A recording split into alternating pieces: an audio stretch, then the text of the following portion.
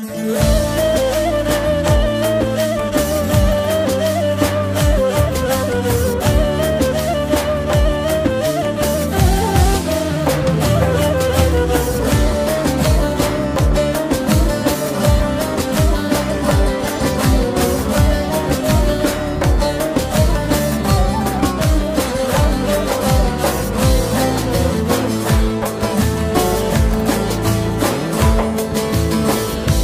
çile, hasret, gurbet, yıllardır çektiğim zahmet.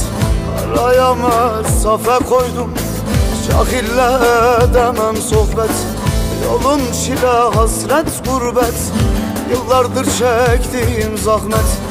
Araya mesafe koydum, cahille edemem sohbet.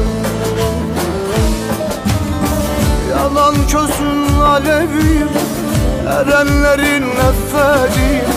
Aslımı inkar etmedim, bektaşıyım ben aliyim. Yalan gözün aleviyim, bir sultanın nefferiyim. Aslımı inkar etmedim, bektaşıyım ben aliyim. Ben aliyim dost.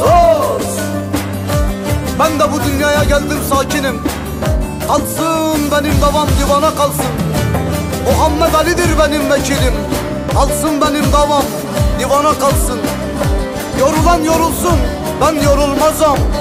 Derviş makamından ben ayrılmazam. Dünya kadısından ben sorulmazam. Kalsın dostlar benim davam divana kalsın. Hakikatten ayrılmadım, atıl yollara sapmadım. Aradım ilmin yolunu, ışığından hiç kopmadım.